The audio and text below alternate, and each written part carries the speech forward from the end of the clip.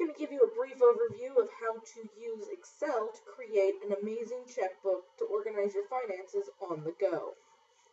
You are able to download these templates from my Google Drive. Feel free at any point in time to peruse there and find out if you would like to get it and how to do this. Like I said, this is in my Google Drive. It will open up the checkbook here. When we open this up, it takes you into your checkbook view, just the basic ledger. You have a space here at the top to give the name of the bank account, web addresses, the type of account, username, password to try to make it simpler for when you have to log in. We have tabs down here at the bottom for savings, expense 1, expense 2, income. You are able to rename by right-clicking and going to the rename feature. You can also change the colors of the tabs. The expenses, you're able to rename it so that if you have a credit card, a loan, student loans, anything like that, you can specify the name for that expense. You can also choose to copy, so you can create a copy, move it to the end, and it'll duplicate this tab for you so that you're able to add more expenses as needed. So let's start here with the expenses. You're able to put the expense name and address to the web page if you can monitor and access it via the internet. The first item here we're going to do is enter that we received the statement. Alright, and then because we've received the statement, it means there's going to be an addition to this balance. So it's going to be a positive value. So say we got a $25 fee. The next thing we're going to do is show that we've made a payment on this expense. So say we made a $20 payment. You'll notice on the right-hand side here that this balance is automatically updating as we're changing these numbers. So that we can make quick references, you can hyperlink these to the documents. So we can go in here to expense 1 and to statement. And now it's linked, and we open it here, and it'll open up, and I just did a quick example here, open up, and it'll show you that statement. It'll show you, so that if you ever wonder, well, why did I get charged that $25? You can go in and see that it was an interest payment, or you made a purchase, or what that was. You can do the same thing for if you made a payment.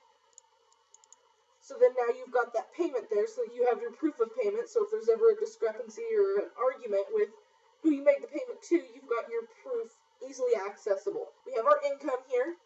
You can update for the employer, employer's address, any of that information, your payment type, you can put in here. So if it's direct deposit, paper check, your frequency of payment, your pay rate.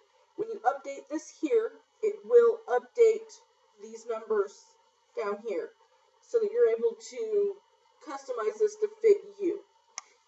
You're able to enter whatever dates they're needed. So each pay date that you have, your number of regular hours, holiday hours, overtime, and then they are calculated in the next columns for your earnings. You're able to update manually the deductions, and then it is set for the rest of the sheet to give an estimate, so that will help you in budgeting in the future. You can also enter any kind of medical, dental, vision, short-term disability, all of that. It gives you also a running total of your net pay and deductions, so that you can see at the end of the year approximately what you're going to make. You can do the same on this, where if you have multiple incomes for multiple people, you can do the copy, move to the end, and have additional pages of this. So you can do the same thing, hyperlink here, and then do income, your pay stub. So then you have your pay stub there, so that if you ever question, well, I think we worked more than that 80 hours that week, you can pull that up and make sure that your information does match. So let's go to the checkbook here. We're going to go ahead and now enter those things that we've put on those other tabs. So we're going to say that we made a expense 1 payment.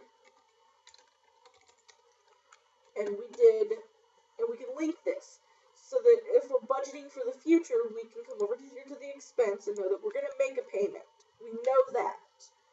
And then if we decide that, well, we're going to make a bigger payment because we don't want to have a balance left over, if we do the 25 here, over here will automatically update to match that. Now then we have income. So then we're just going to come over here and choose the net pay. And that will automatically pull that value over. So you're able to plan in the future to know how you're going to pay your bills. And it'll automatically update as you're able to put more detailed information in. Another good thing you can do is if you just have regular transactions. Got transaction number 1 here. Say you went and got gas, or you went to the gas station and you bought some candy and soda, spent some money. You can go here, hyperlink that to the transaction, and you will have that. So then you're able to have quick reference. So if you're like, well, what did I buy there that day? You're able to reference and know what was spent and how. Another thing that we're able to do is you can balance both your checking and your savings. So say that we want to put transfer money from our checking to our savings account. And we want to put $50 in savings. You enter that on our savings tab. We come over here to checking. We can go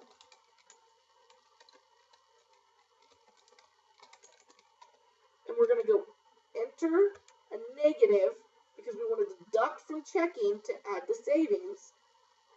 And we'll come over here to that value, and that will then show that we deducted it from our checking and added it to our savings. So that way you're able to move money from account to account and know why you're doing it and how. Also helps with budgeting and planning for the future. I hope this has been helpful for you guys and that you're able to use this and be able to balance your budget a little better on the go, because everyone needs to do things like this on the go without having to sit in front of the computer for long periods. Thanks.